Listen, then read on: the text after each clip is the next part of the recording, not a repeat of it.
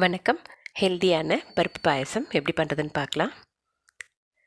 ஒரு கடாயில் 25 கிராம் வரைக்கும் எடுத்துருக்கிறேன் பாசிப்பருப்பு. இது நல்லா வாசனை வர வரைக்கும் வறுத்து எடுத்துக்கலாம். இது ரொம்ப செவந்துடக்கூடாது. இது அப்படியே வறுக்காமல் போட்டால் பாயசம் ஒரு மாதிரி குழப்பாக இருக்கும். லேசாக கலர் மாறும்போது எடுத்துடணும். ரொம்ப செவக்க வறுத்துட்டா மசிஞ்சு வேகாது. இந்த அளவுக்கு வறுபட்டால் போதும். லேசாக செவக்க ஆரம்பிக்கும் போது எடுத்துடணும். இது நல்லா கழுவிட்டு முடிஞ்ச அரை மணி நேரம் ஊற வச்சுட்டு அதுக்கப்புறமா வேக வைங்க. நான் இன்றைக்கி உடனே போட்டுடுறேன். குக்கரில் வச்சு அது மூழ்கிற அளவுக்கு தண்ணி வச்சுட்டு ஒரு விசில் விட்டுட்டு எடுத்தாலே வெந்திருக்கும். அதோடு சேர்க்குறதுக்காக ஒரு ஸ்பூன் பச்சரிசியை வறுத்து எடுத்துக்கிறேன். இதுவும் ரொம்ப பொரிஞ்சிடக்கூடாது. கொஞ்சம் லேசாக செவந்து வரும்போது நல்லா கழுவிட்டு தண்ணி ஊற்றி இருக்கிறேன். இது ஊற வைக்கணும்னு அவசியம் இல்லை. ஊற வச்சுட்டா ரொம்ப நைஸாக மசியும். அதோட 2 ஏலக்காயும் கொஞ்சம் தேங்காயும் சேர்த்துக்கிறேன். இது நல்லா கரகரப்பாக ரவை மாதிரி அரைச்சிட்டு எடுத்துகிட்டு வந்துக்கலாம். 4-5 பாதாமை ரோஸ்ட் பண்ணி எடுத்துக்கிறேன். இது நல்லா ரோஸ்ட் ஆகிடுச்சு. வேறு கிண்ணத்தில் மாற்றிட்டு நம்ம அரைச்சிட்டு வந்த அரிசி, தேங்காய், ஏலக்காயை இதில் போட்டு கொதிக்க வச்சிடலாம். நல்லா ரவை பதத்துக்கு அரைக்கணும்.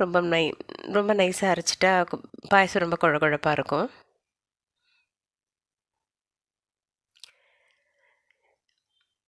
இது ஒரு கொதி வந்தாலே வெந்துடும். இது கொதிச்சிடுச்சு. ஒரு நிமிஷம் கொதிக்க விட்டுக்கிறேன். நம்ம வேக வச்சுருக்க பாசிப்பருப்பு இதோடு சேர்த்துக்கலாம். நார்மலாக பாசிப்பருப்பு இறந்த வீட்டில் செய்வாங்க. அதனால் எப்போதும் சும்மா நாட்களில் பண்ணும்போது அதை தனியாக பண்ண மாட்டாங்க. அதோட அரிசியோ இல்லை ரவையோ இல்லைன்னா பாதாம் ஊற வச்சு கூட சேர்த்து பண்ணிக்கலாம். ரெண்டுமே ஏற்கனவே வெந்தது தான். ஒரு கொதி வந்துட்டால் போதும்.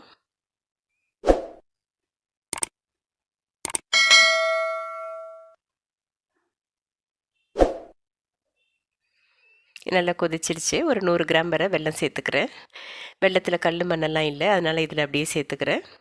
உங்களுக்கு டவுட் இருந்ததுன்னா கொதிக்க வச்சுட்டு வடிகட்டி ஊற்றிக்கோங்க. இது ரொம்ப ஹெல்தியான பாயசம். சிம்பிளானதும் கூட. நல்ல ப்ரோட்டீன் சத்து நிறைஞ்சது.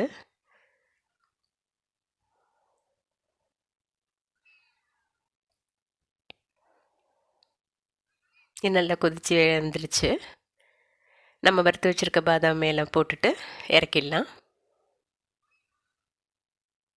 டேஸ்டியான பாசிப்பருப்பு பாயசம் ரெடி. ட்ரை பண்ணி பாருங்கள்.